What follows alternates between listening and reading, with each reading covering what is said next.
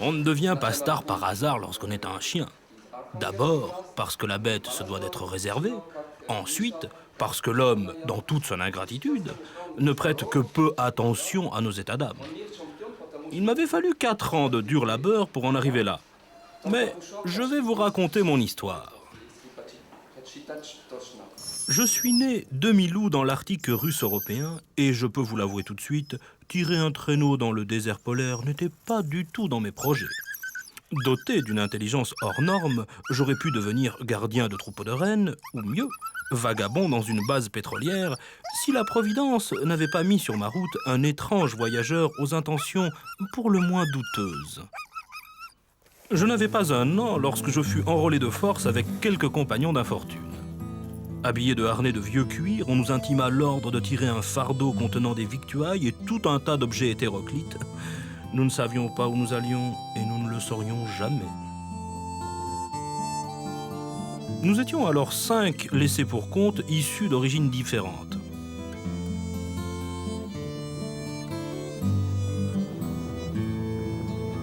Bars, mon demi-frère, tenait le rôle glorieux de chef de bande.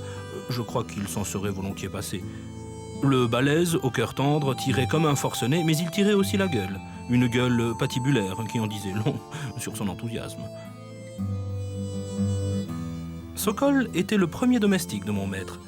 Ce laïka n'était pas de chez nous. Il était né sur une île lointaine, voisine du pôle Nord.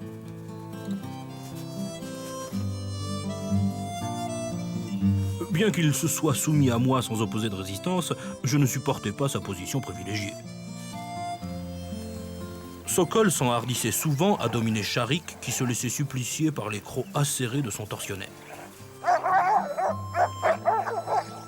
Sokol.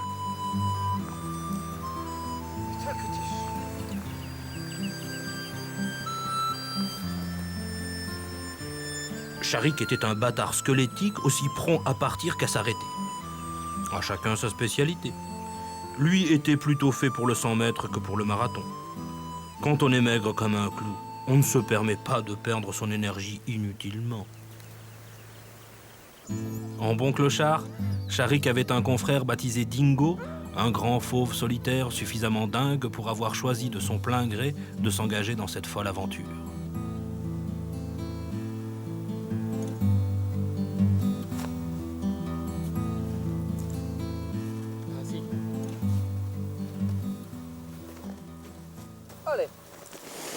Nous longions les côtes de la mer polaire, marchant inlassablement vers l'est, vivant ensemble 24 heures sur 24, pour le meilleur parfois et pour le pire le plus souvent.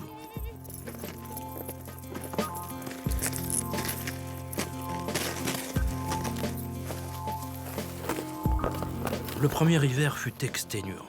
Les conditions de vie étaient précaires, le danger permanent. Et après 4 lunes passées dans la toundra sauvage, Dingo fut gracié pour raison médicale. Le vénard. Pour nous autres, le châtiment devint plus sévère.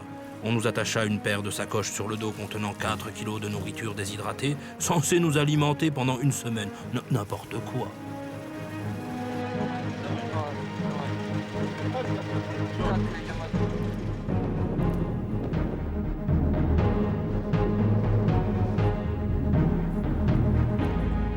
Le printemps tombait sur nous et la fonte nous obligea à nous engager sur une curieuse piste tracée par de monstrueuses bestioles. Il s'en fallut de peu que nous soyons broyés par leurs mâchoires, tant elles étaient affamées. Aussi collions-nous aux talons de notre maître, dont la ruse pour les éviter nous étonnait de jour en jour.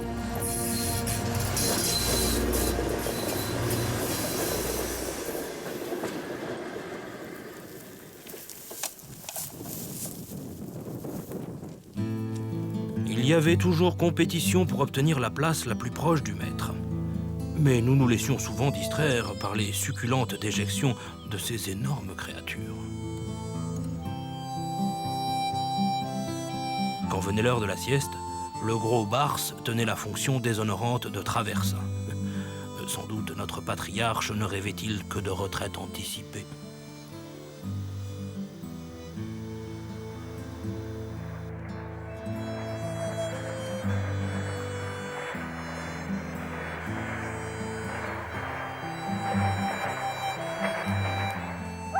Sokol ne cessait de jouer les lèche-pattes pour se faire bien voir de notre capitaine.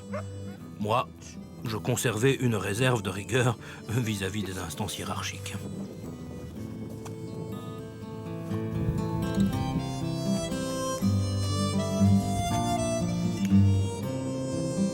Cette vie de vagabond avait toutefois quelque chose de romantique. L'incertitude du lendemain était compensée par la poésie qu'offre un voyage en terres inconnues. Nous posions nos pattes sur un sol jamais peut-être encore foulé par des individus de notre espèce.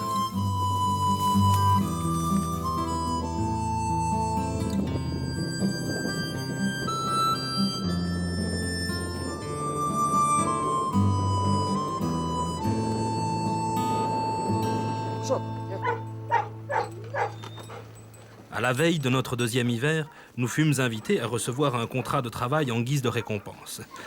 Je m'étonnais seulement que le salaire ne soit pas augmenté. Жиль. Элькем Жиль. Так. 5 autres apprentis furent alors recrutés. Yermak, un ski aussi énervant qu'énervé. Kiskis, un petit teigneux spécialiste du sprint. Longhi, un tireur d'élite autrefois fameux berger Nenets. Artchoum, un dangereux maniaque qu'il n'était pas bon de fréquenter. Et Volchok, un clochard noir ressemblant à une femelle. Sa physionomie lui valait la faveur de ses congénères portés sur la bagatelle. Volchok avait l'air d'apprécier. Sans doute avait-il une certaine tendance. Allez les chiens! Longhi! Allez, Artchoum!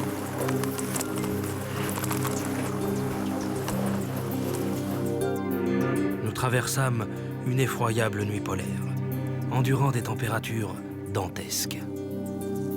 Lorsque le soleil réapparut, nous n'étions plus que 8. Nous étions parvenus à éliminer Sokol. Artchoum, l'instigateur de cet assassinat, ne faisait que débuter une belle carrière de tueur en série. Yep, ok. En vertu de mon rang d'aristocrate, j'avais hérité du poste de chien de tête. Je n'avais alors qu'1 an et demi et occupais déjà le faîte de la pyramide sociale. Sadik. Artchoum, Sadik. Sadik, Artchoum. La discipline était de fer. À chaque arrêt, ce gredin nous faisait asseoir. Longhi, Sadik.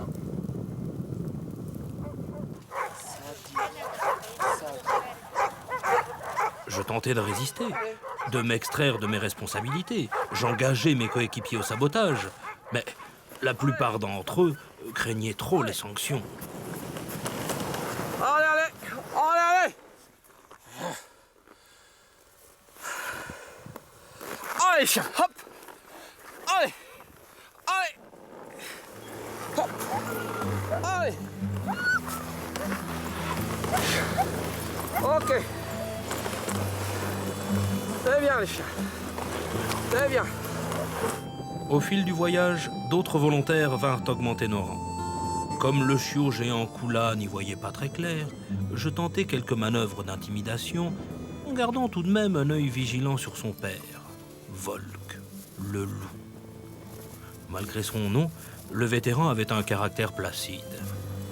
Quant à Simba, nul n'essaya de voir ce qu'il avait dans le ventre. Sa maturité en imposait aux petits genoux que nous étions. Né sur les bords de l'océan Arctique, je n'avais jamais expérimenté la profonde. Cette neige fraîche s'incrustait entre nos coussinets et, en gelant, formait des billes de glace qu'il fallait arracher du bout des dents. Cet explorateur capitaliste ne nous laissait que quelques minutes pour accomplir cette tâche, aussi devions-nous nous hâter.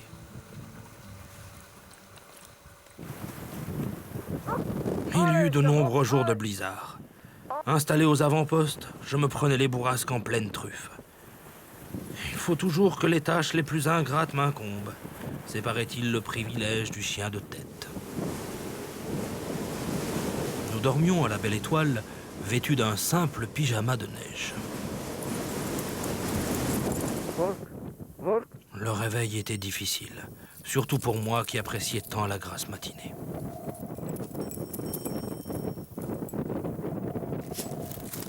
Je devais chaque jour subir le spectacle dépravant d'esclaves soumis à un maître.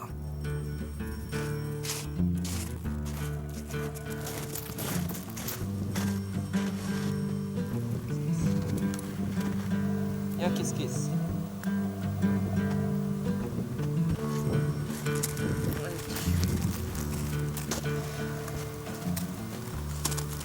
Chien courageux. Vous aimez, vous deux, hein? Toujours mes kiss-kiss. Remarque, c'est un petit numéro, hein. Il va bien se armé tout seul, mais le vétéran de la bande passe. Charlie. Arthur. Simba. Pas de café, Simba. Grand garçon poulain. Allez, chien.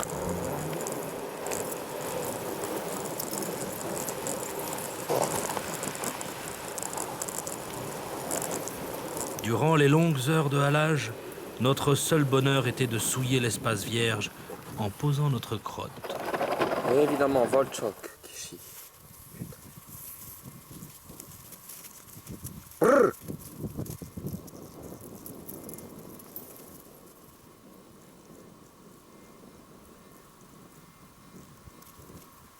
Ça y est, t'as fait ton caca, Volchok?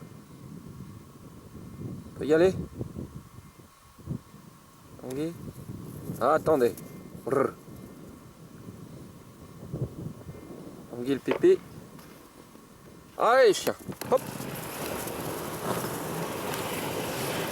Mais même ces instants de jouissance suprême étaient gâchés par les remontrances de notre persécuteur. Donc, Pouchok, tu vas te réveiller un peu là, hein? Tu dors là, Pouchok, hein? Autre plaisir de cette existence de débauche, l'orgie gastronomique. Nous ingurgitions parfois tant de viande que nous ne pouvions plus nous lever. Les joutes pour la conquête des miettes de steak consistaient alors en sinistres grognements ou grimaces épouvantables. Cette vie de chien vous enseigne l'avarice. Dans le Grand Nord, une disette est si vite arrivée. Nous étions sans cesse sur le qui-vive. Défendre son beefsteak de la convoitise de ses co-détenus était une épreuve à haut risque.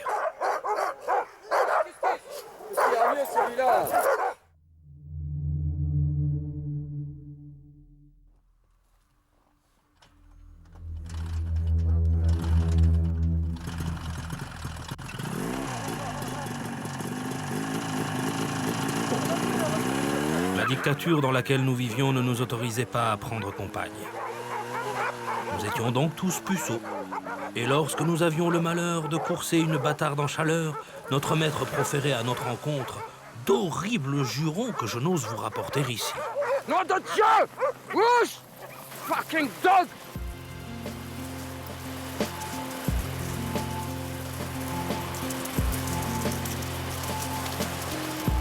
Yep. Ok. Ok. Yap, ok. Quelle rengaine que ces ordres de direction. Ok. Je reçus le brrr final de mon deuxième hiver avec un sentiment de soulagement. Notre condamnation aux travaux forcés fut alors commuée en liberté surveillée. La région était accueillante. Aussi fut-il décidé de passer nos vacances au camping.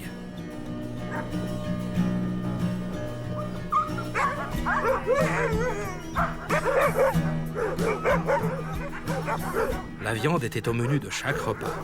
Pas de quoi se plaindre. Même s'il n'était plus forcé au travail, l'appétit de mes compagnons n'en diminuait pas pour autant. Ce goût frais est pour la jante polaire une nécessité vitale.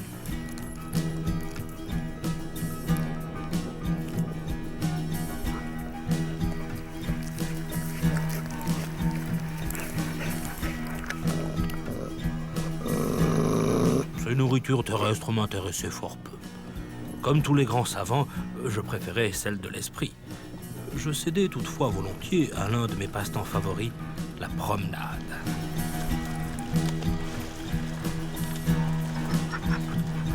Allez, Pouchok, viens là. Voilà, c'est ma petite famille. C'est un changement dans ma vie de solitaire, d'avoir progressé avec des chiens. C'est vraiment une autre approche, même dans la nature. On comprend mieux la nature, on comprend mieux la neige. Les chiens voient beaucoup de choses aussi, hein, sur le passage. Des animaux. Puis bon, c'est c'est tout l'amour qu'il me donne, hein, ces chiens, c'est exceptionnel. J'étais dans la force de l'âge. J'avais 3 ans et, bien que chien de tête d'exception, je n'étais pas encore devenu chef de meute. Dans la bande, il n'y avait guère que Kula et Voltchok que je dominais. Et encore, y consentaient-ils parce qu'ils étaient mes amis. On me respectait, certes, mais on ne me craignait pas. Là était la source de mon problème existentiel.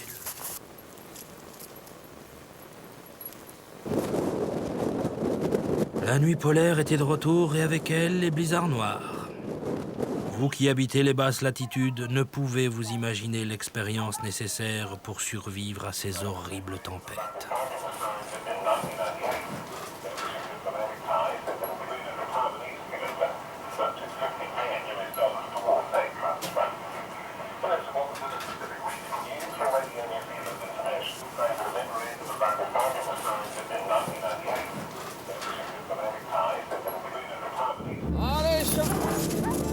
Alors que je croyais notre calvaire achevé, nous reprîmes le chemin du goulag. Je commandais alors un bataillon de 13 cerbères arc-boutés pour tirer un chargement d'une demi-tonne. Notre expédition consistait, je crois, à tester si 13 au traîneau portent chance ou malchance. Ok. Allez. Yep. Yep. Des arêtes de glace infranchissables nous barraient souvent la route. Certaines atteignaient des hauteurs vertigineuses que je n'aurais jamais soupçonnées auparavant. Je trouvais le voyage enrichissant sur le plan intellectuel, mais les risques qu'il présentait venaient ternir le plaisir de la découverte.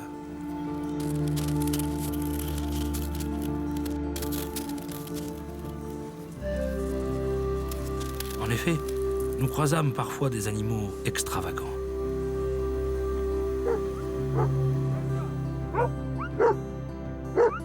Longtemps, nous attendîmes la récompense du fusil. En vain. Nos étapes quotidiennes étaient longues, aussi attendions-nous avec impatience l'heure de la récréation. Alors seulement pouvais-je me libérer du fardeau intellectuel que supporte inévitablement la conscience professionnelle du chien de tête. Notre maître devait se sentir bien vulnérable pour monter un abri de toile. Nous autres poilus n'avions pas peur du gel ni de la bise. Nous étions nés dans son étreinte et mourrions sous sa complainte.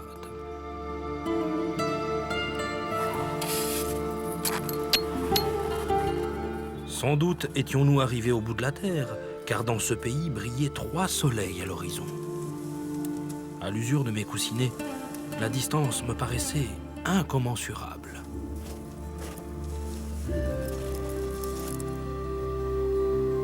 Nous installâmes nos quartiers d'été au bord de la mer de glace.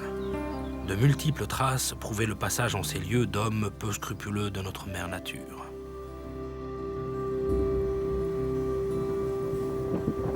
L'endroit était néanmoins très confortable. Nous jouissions d'une luxueuse niche individuelle et la cantine proposait des produits du terroir d'excellente qualité.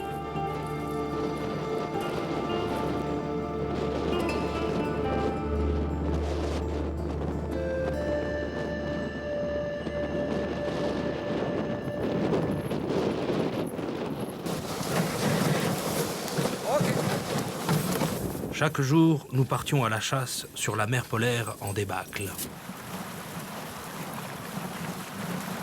Cette immense baignoire détrempait nos soyeuses fourrures, mais elle nous fournissait aussi de succulents soupers.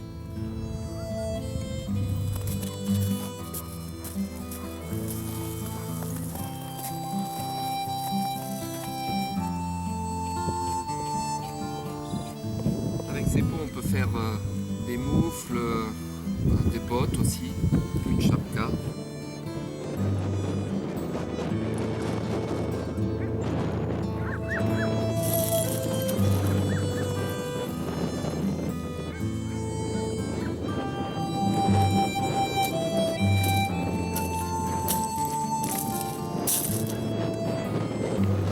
Alors au repas de ce soir, un canard que j'ai tué avec l'aide d'Archo. m'a averti de l'arrivée de ces deux énergumènes. Force était de constater que notre maître avait changé. Il nous ressemblait. Comme on dit chez nous, tel chien, tel maître.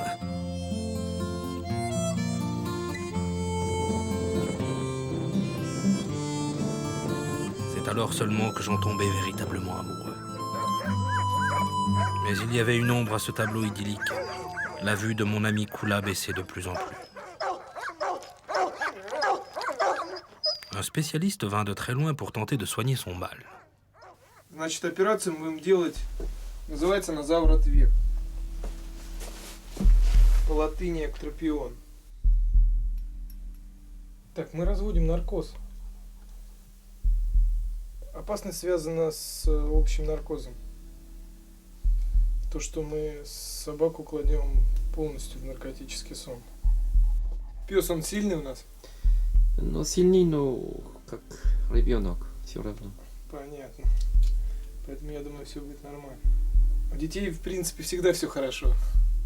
Поэтому мы должны выбрать шерсть. Помогают такое больницы. Да, терапевтически лечить это невозможно. Только хирургически устраняется. Он родил так. Да. А у его больно, когда до операции он был... Да, больно. Вызывает очень сильный болевой синдром. Ну, натирает волосы, трет по роговице глаза, а роговица очень сильно иннервирует. L'opération fut un succès. Kula ouvrait les yeux sur le monde. Il était enfin devenu le chien qu'il avait toujours rêvé d'être dans sa région natale de Taïmir.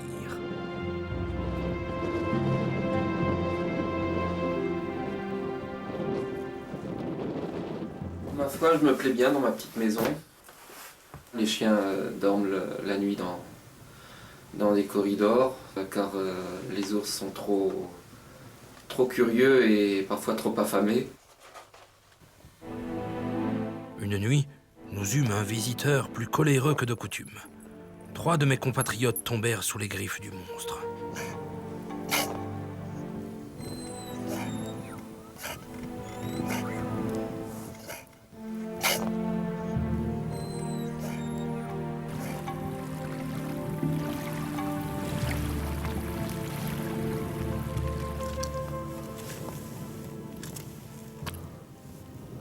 C'est une ours qui rôde depuis une semaine autour de la maison, qui a pu attaquer les chiens et qui a voulu enfoncer la porte.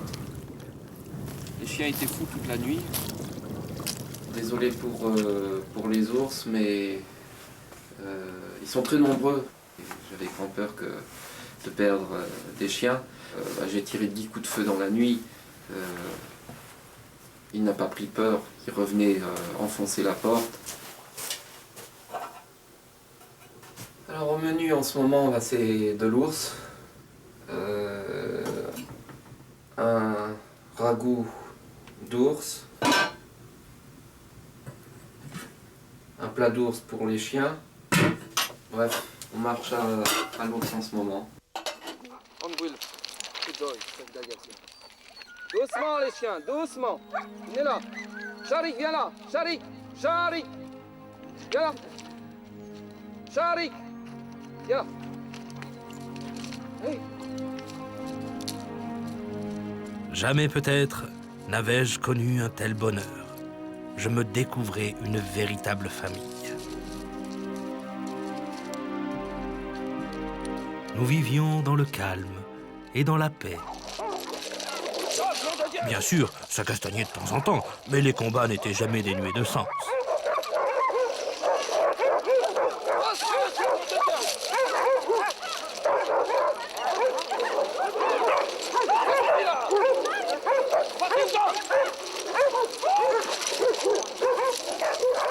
Le sédentaire développe forcément un sens de la propriété privée plus prononcé que le nomade.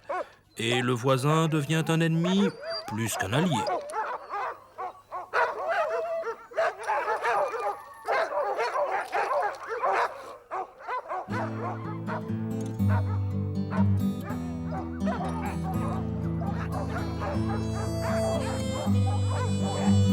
L'été s'achevait. Nous étions de nouveau confrontés au grand froid. Kula, qui s'était gelé les parties l'hiver précédent, eut droit à une culotte spécialement adaptée à ses grosses cuisses musclées. Ce détail m'inspirait des scènes d'un érotisme torride. J'étais alors convaincu que jamais nous ne repartirions d'ici, tant cette complicité nous était devenue chère.